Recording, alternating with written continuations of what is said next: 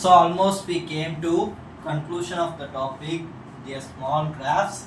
So this side, the number of days of the particular menstrual cycle, 1, 2, 3, 4, 5, 6, 1, 8, 9, 10, 11, 12, 13, 14, 15, 16, 17, 18, 19, 20, 21, 22, 23, 24, 25, 26, 27, 28, 29 and the next cycles. So you'll be able to have this sides as uterine events, hormones, that is majorly ovarian releasing hormones, pituitary hormones, ovarian events, how it is getting changed. So during the first menstrual cycle, almost the uterine events you will be able to see gradually it is from the increasing, it is slowly getting increased levels. So during this menstrual cycle from first to fifth day, will be having the gradual changes of estrogens and progesterone. The same way LH and FCH, the developing follicles. First the follicles are developing and forming mature Graafian follicles. In the next 5th to 14th day will be having the follicular phase. During this phase also same the uterine events are same, but changes happen during the during the peak of 14th day we having estrogens is getting the maximum during the 14th day during the follicular phase, and in the same way LH and FCH luteinizing hormone and follicular stimulating hormones goes for maximum during the 14th day of follicular phase. The developing follicles are getting converted into mature Graafian follicles. Next comes the luteal phase or the secretory phase. The another name of follicular phase will be able to say as proliferative phase, that is dividing phase. So here the mature Graafian follicles are getting converted to corpus luteum. In the last sections, almost regeneration of corpus luteum we know. Here the luteinizing and FCH hormone maintained somewhat in the middle way. It gets somewhat in the increasing and decreasing level with regarding to last phase. Whereas the estrogen and progesterone, the progesterone gets maximum during the luteal phase and the estrogen goes down, and the fourth phase again in reverse versa. The uterine events are maximum during the luteal phase or proliferative phase.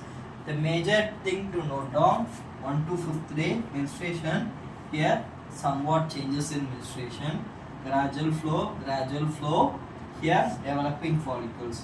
Whereas for follicular phase or proliferative phase, gradual uterine events, estrogen events gets maximum, LH and FCH maximum. This developing follicles gets increased to follicular phase. Here somewhat the uterine for luteal phase maximum uterine events, progesterone events maximum. Here somewhat changes with regarding to LH and FCH. So recalling the summarization of whole the topic, starting from introduction part 28 to 29 days, starting phase is menarche. So period of gap between the menarche and menophase we are able to say as menstrual cycle. One ovum is released during the particular mid phase of every menstrual cycle. So the first phase we are able to say about menstrual phase, 3 to 5 days endometricium layer starts breaking down. It forms a liquid which starts flowing through the vagina. It will be having the loss of menstruation when the pregnancy is happening. When pregnancy is not happening, menstruation flows in a proper times. Sometimes menstruation may not happen due to poor health and stress also. Next comes the follicular phase. So in the follicular phase, the primary follicles are getting converted to Graafian follicles. LH luteinizing hormones and FCH will be maximum peak during the 14th day. We are able to say as LH surge.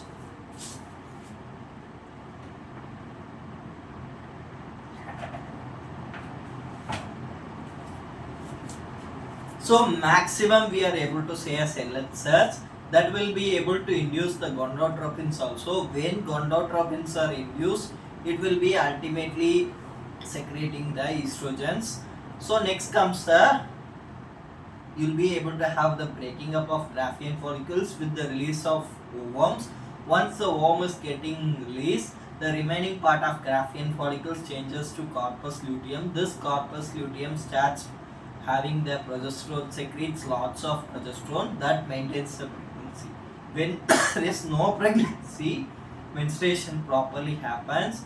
This integration of particular endometricium or corpus luteums will be leading to the next cycle. The ending phase of particular menstrual cycle during the age of 50 in a female, we are able to say as menopause.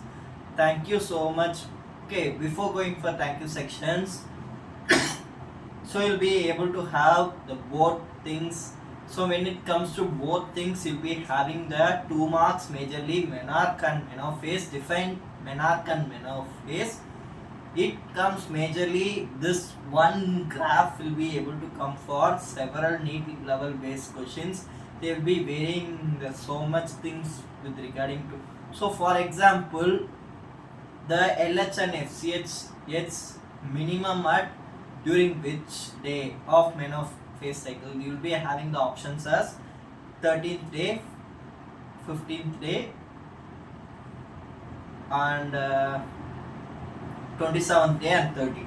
From this particular thing, you have to say which one is minimum or maximum. Directly you will be able to say that is 1/14th day. Thank you so much for listening to the topic. Thank you.